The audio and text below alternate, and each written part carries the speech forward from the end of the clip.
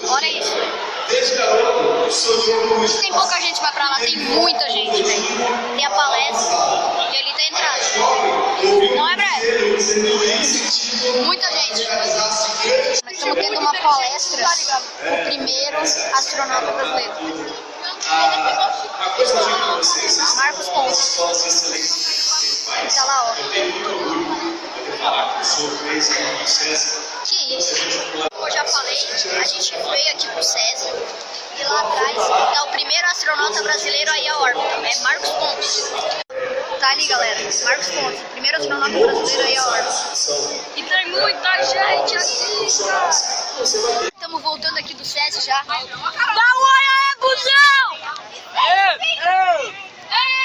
Ó, fundão! Nicole, Pablo, dá um grito! Foi muito legal, mas a gente não viu quase nada. A gente só viu a palestra com o primeiro astronauta que foi à órbita, que era o Marcos Pontes.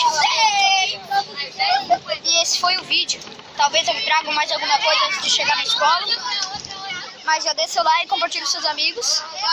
Se inscreve no canal. A gente vai cantar isolado, sem coral, então olha. 1, 2, 1, 2, 3. Isolados! Isolados!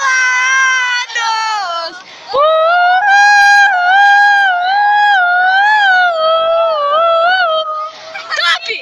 Agora é a Capela dos Isolados.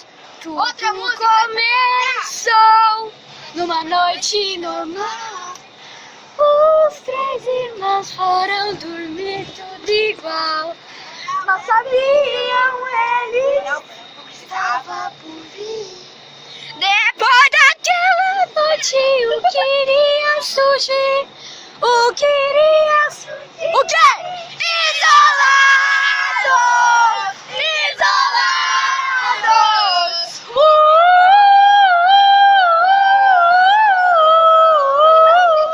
Topper!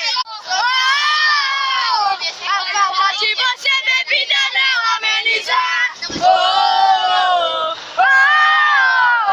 Tô tentando apagar fogo com gasolina. Salve, rapaziada, obrigado por assistir esse vídeo. A gente foi lá no SESI ver um campeonato de robótica. A gente não viu o campeonato, mas a gente viu a palestra com o Marcos Pontes, o primeiro astronauta brasileiro aí à órbita.